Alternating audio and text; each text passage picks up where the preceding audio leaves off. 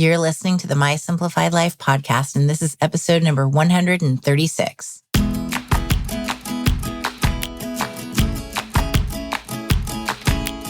Welcome to the My Simplified Life podcast, a place where you will learn that your past and even your present don't define your future. Regardless of what stage of life you're in, I want you to feel inspired and encouraged to pursue your dreams, simplify your life, and start taking action today. I'm your host, Michelle Glogovac, and I'm excited to share my stories and life lessons with you while taking you on my own journey. This is My Simplified Life.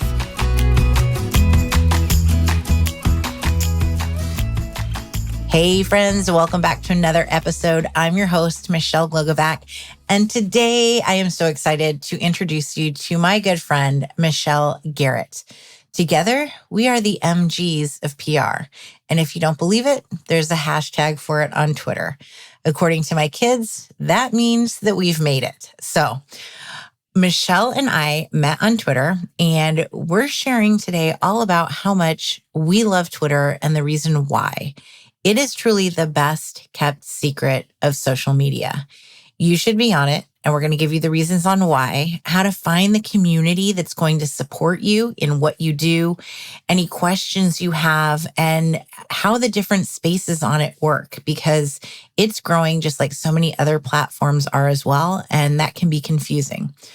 This episode is jam-packed with information, but it's also so much fun because Michelle and I have truly become friends offline. We love to chat every single month, if not more, whether it's in DMs or Zoom calls or literally picking up the phone to chat while we're in the pickup line waiting for our kids.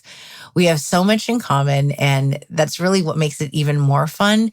Even our daughters are both named Catherine. So we definitely are on the same wavelength and the mindsets. So I hope you enjoy listening to the two of us talk as much as we enjoyed talking to each other.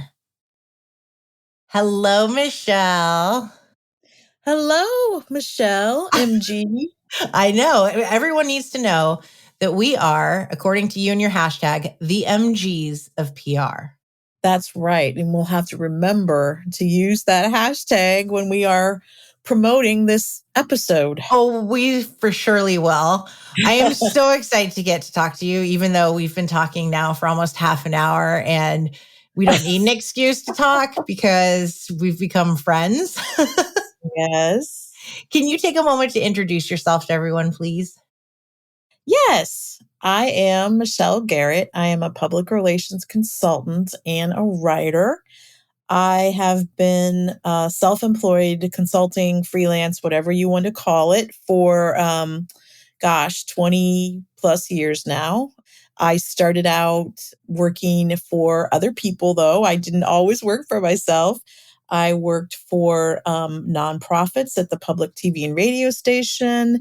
I worked for small businesses, and then I went out to Silicon Valley and I worked for larger companies, and I worked for an agency that was started by Andy Cunningham, who was Steve Jobs' PR woman back in the day. She started her own agency called Citygate Cunningham.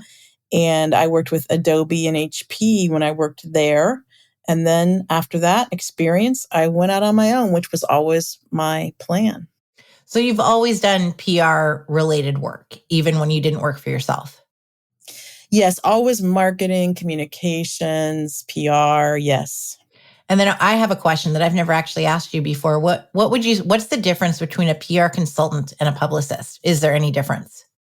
I do think there's a difference. I never call myself a publicist. I've had clients. I had one client that used to refer to me as her publicist, which I always thought was, really, I just kind of got a chuckle out of that. And there's nothing wrong with it at all. I feel like a publicist is somebody that works probably more with celebrities or, famous people in any realm. They don't necessarily have to be actors or actresses or whatever, but I always feel like that's probably more along those lines. I call myself a public relations consultant because I really work more with B2B companies. So I work with, I would say, businesses that, don't care necessarily about being on Instagram per se. They want to be in trade journals, for example. So, technology companies, manufacturing companies, really just anything in the B2B realm. That's interesting. And it's fascinating. I've never asked you about it, even though I know Yeah. that's what you call yourself. And you would think that it would have come up in conversation because I was curious, but that's interesting. And I don't necessarily work with celebrities, but I refer to myself as a podcast publicist more so. Yeah, I mean, I think if you work a lot with authors, I think that might be more of a publicist type of realm. And like I said, I know that I've had people refer to me as that, and there's nothing at all wrong with it. I just don't see myself in that way as much as I do, down in the trenches with the clients, writing, promoting, placing, and that's probably exactly what publicists do too.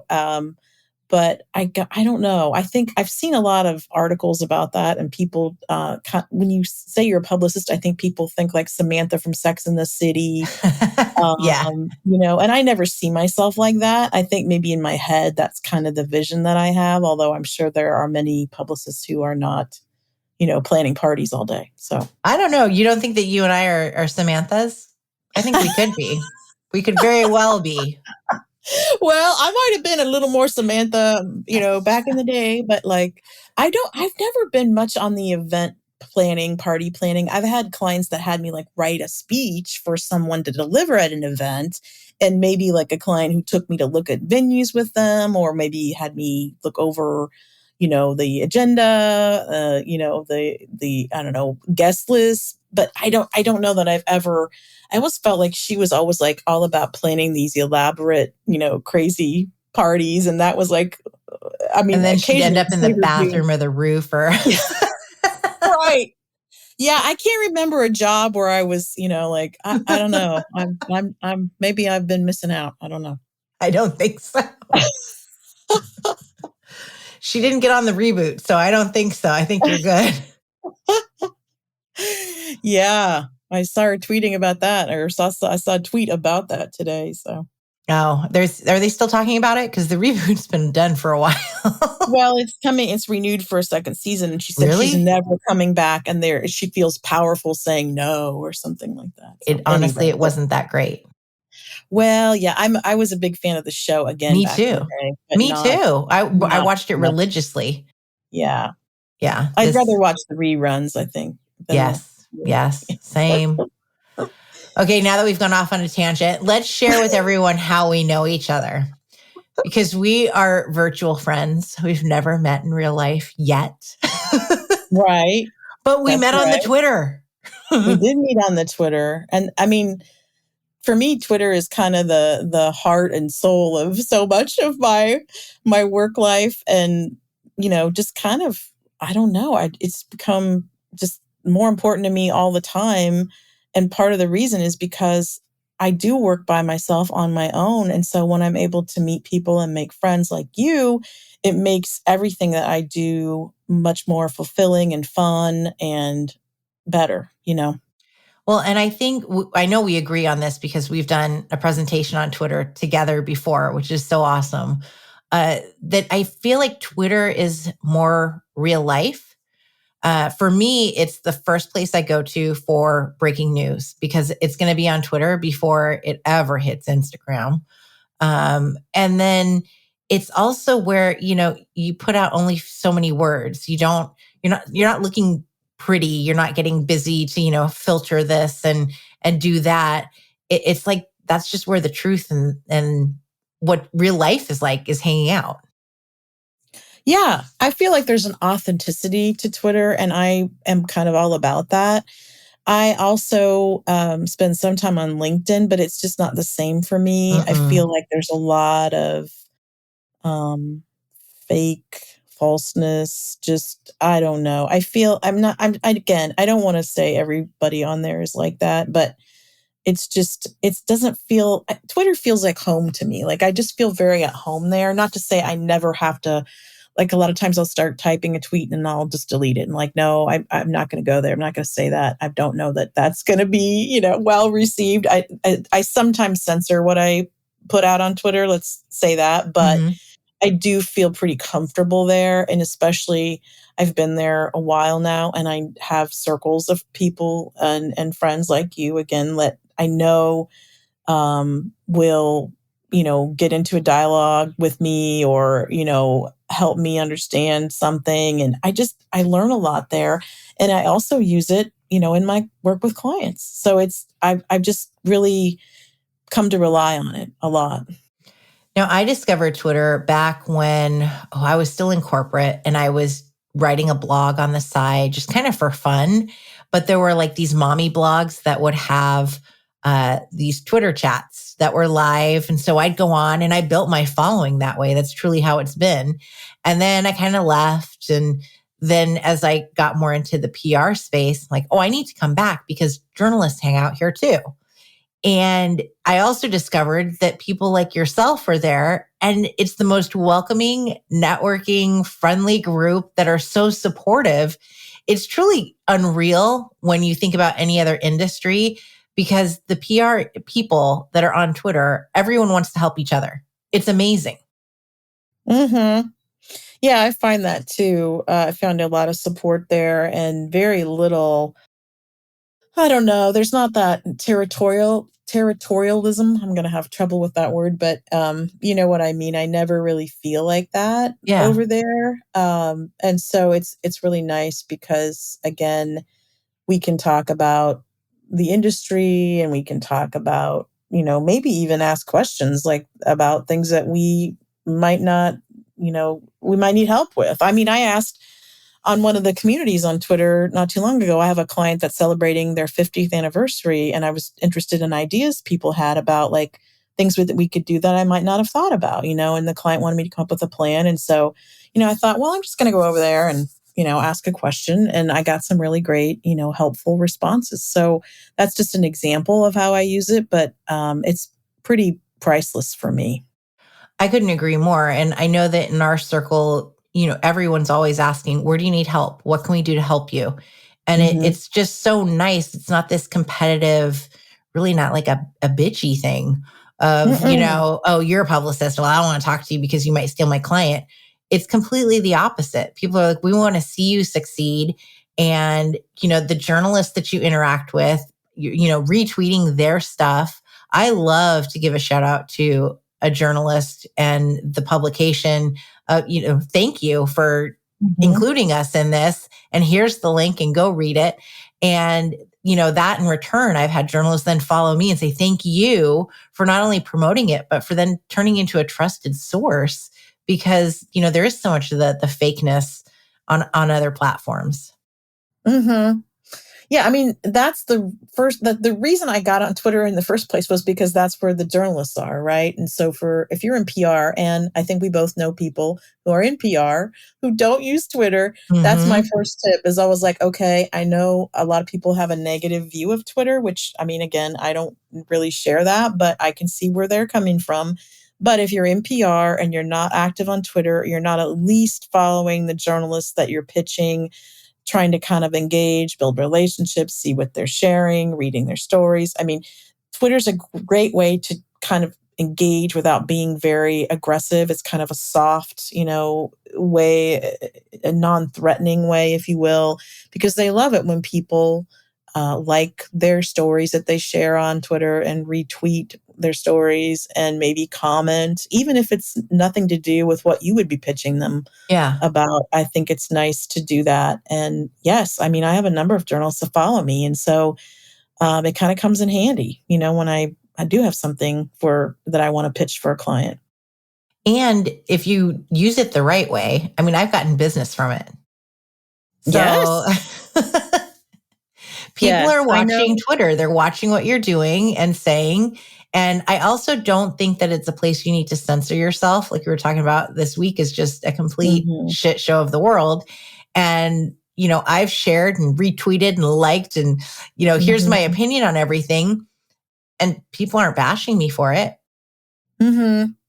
I will say, I had a recent brush with trouble over there, and I knew I shared the Taylor Lorenz story about the TikTok libs of TikTok, Mhm. and I won't get political, but I shared her story, which was basically just a story she reported. She did the research, reported the story, and she was interviewed on Reliable Sources with Brian Stelter, which is one of my favorite shows that I watch every week. And I get his newsletter and I read it every day.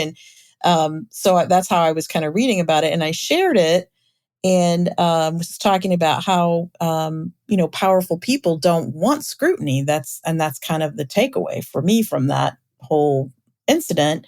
But a lot of people don't like her, and then therefore they didn't like that tweet, and I heard about it. I heard from them, so it was not people that would normally interact with me over there. So I mean, that might be a lesson a little bit, but I wasn't necessarily sorry I shared it, and I didn't see any really long-term effect from it, knock wood. But yeah, it was an interesting weekend. So Weekend, week, month, year, decade. Yeah, all of that.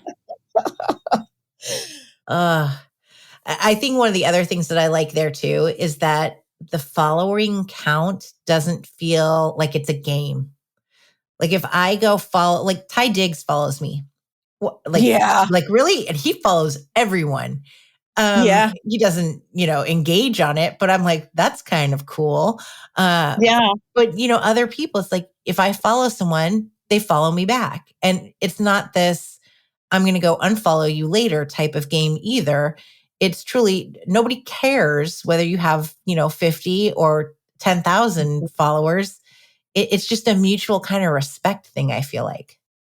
hmm Yeah, and I don't really I never worry about like, oh, am I following too many people? What's the ratio of my Right, followers? right. I never think like that. And it is, I feel like I can be pretty generous with following, liking, retweeting. And like I said, I think I said before we started recording that there's some days when I feel like people are like, okay, now we've heard enough from her today. Like she needs to step away from the Twitter today because we've just heard about enough. So there are days when I'm like, okay, I need to like find something else to do, because I spent too much time over there. But it is a great place to be. Somebody mentioned the other day, and I thought this was really funny, that not everybody who's on Twitter realizes that everyone can see what you liked. Yes. Yes. And I love it because how do you not notice in your feed that you have stuff coming in your feed and it says because so and so liked it? It's just Right. like on LinkedIn. You like it, then people see it. It's the same thing on Twitter, people.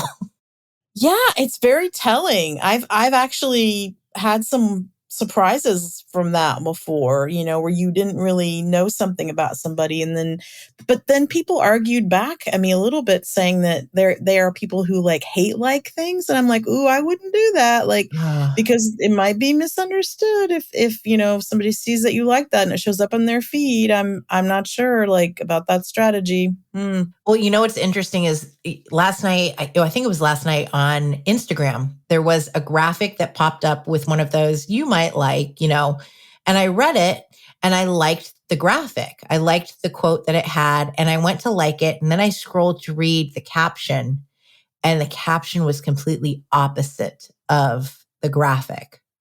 Oh And I went, no. oh shit. And I unliked it very quickly. But it Oh. was definitely one of those bait and switch type of things, especially with what's going on Yes. right now. We're all talking about women's rights. And so the quote was something positive about women's rights. And then below, it was just some total Bible thumper, had nothing to Mm-mm. do with women's rights. I'm like, oh shit. Because in the back of my head, I always worry that someday I'm going to run for an office and someone's going to pull up those likes and those tweets and say, Michelle Glogovac, she liked this. So just so you know, and it'll be one of those mistakes. Right. So yeah, I think you have to be careful to a degree, I mean, if it's consistent with what you believe, then that's fine, but I wouldn't do it to like prove a point or, I mean, the hate, like, I don't understand that Yeah, I would approach. definitely not hate like anything, especially if it Mm-mm. comes back to bite you in the butt someday. Yeah, for sure. Let's talk about all of these new Twitter features because I think some people might also be confused that we've got Twitter communities, Twitter circles, Mhm. Twitter spaces. What else am Yep. I missing? Well, I just signed up for Twitter Blue to Oh, I've see how seen that that and I haven't works. signed up for it. So what's Twitter Blue about? Well, I signed up because I bookmark a number of things, which I know some people don't realize you can do that on Twitter. You can also bookmark tweets to go back and find them later. I do and I However, never go back to find them. right. And when you do go back, as I do, to find things that I want to include in my newsletter or a blog post or something for a client, I have trouble finding what I want because Mhm. maybe I bookmarked it 6 months ago. Well, Twitter Blue allows me to have folders so that I can organize my bookmarks. That's why I signed up for it. And I was wondering what else I would get out of it. And it lets you like undo your tweet within a certain very short window, which to me, I would just delete my tweet. If I tweeted Right. something and decided I didn't want to put it up, I would just get rid of it later.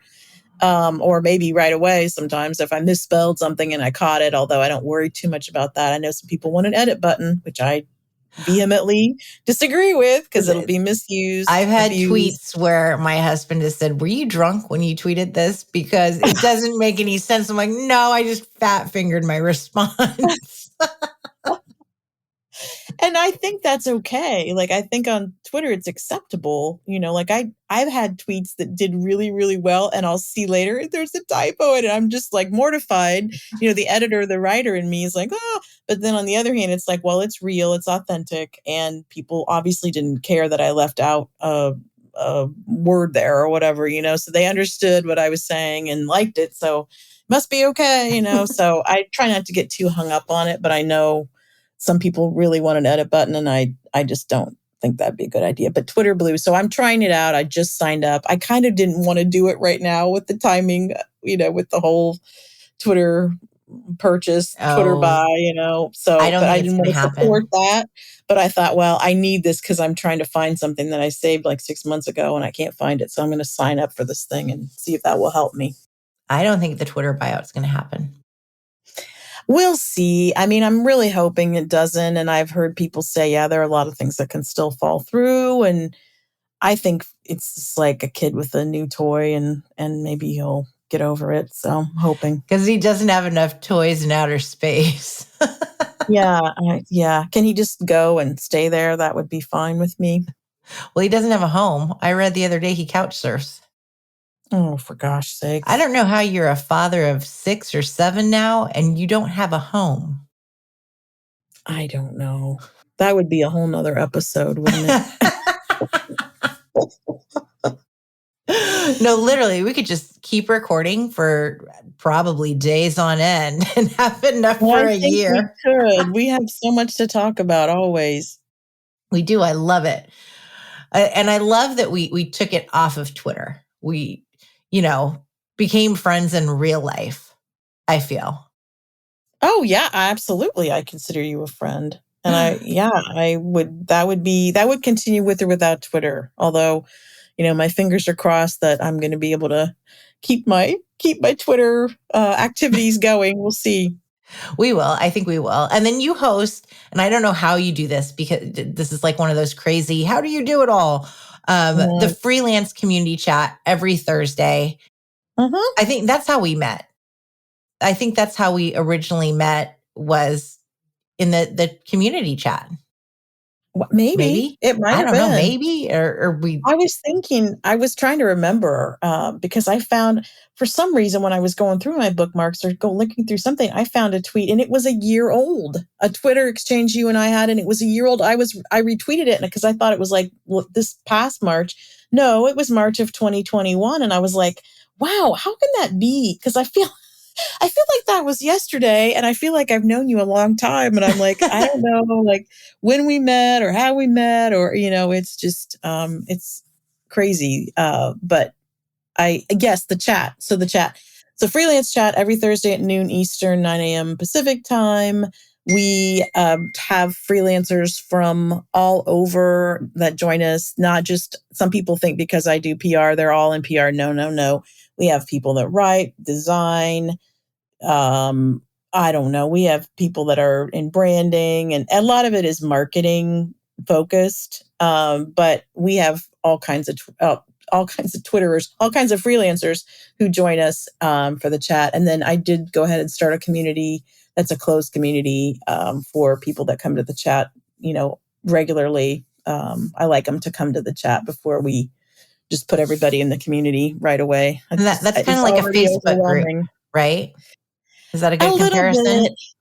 Yeah, I mean, it's not the community is not as active as I thought it was going to be, but when I first posted that I was going to go ahead and start a freelance chat community, I probably had 400, responses, likes, whatever, Mm-hmm. people that wanted in.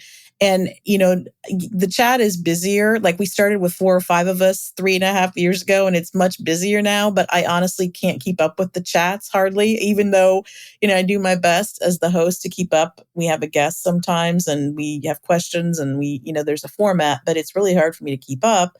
And so then when the community started, I was afraid I'd be overwhelmed. And so I was intentionally trying to keep it from being, gigantic, because marketing Twitter also has a community, for example, and that community is huge. And I don't go in there because it's just kind of like a free for all in there a little bit. Mm-hmm. Just too much for me. I get overwhelmed. So I like a little bit smaller, more manageable. And I also think it impacts trust because people ask questions in there that they wouldn't just ask on Twitter in the community. So like somebody Goes has a back to pricing that one day question. if I'm elected. Yeah.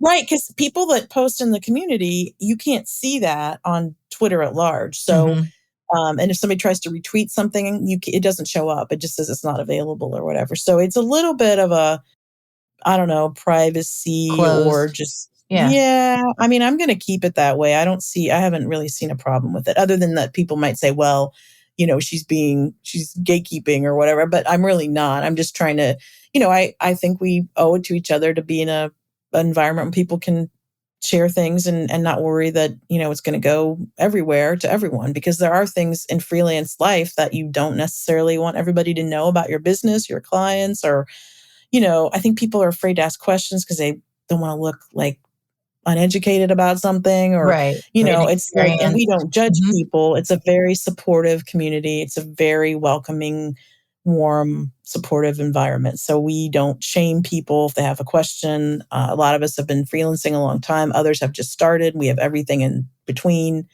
So it's really there for anybody who works for themselves.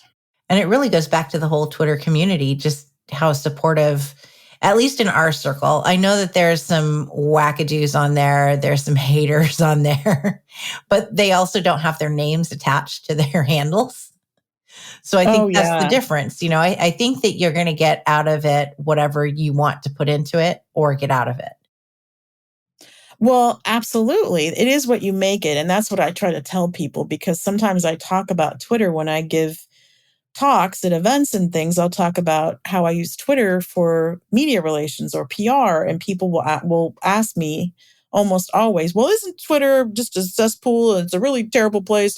And I often feel like Twitter needs its own PR campaign, because Twitter is what you make it, and you have control. You can block people, you can unfollow people. I mean, if you're having problems with that, or you can just stay out of those circles altogether. I mean, we can go down many rabbit holes on there if we choose to, but we can also choose to keep it, with our own, folks, our own people, or just stay out of those threads and things. Because if you go there, you'll see some ugly, stuff, but you don't have to go there. Yeah. And I think that's true for any platform that's social media.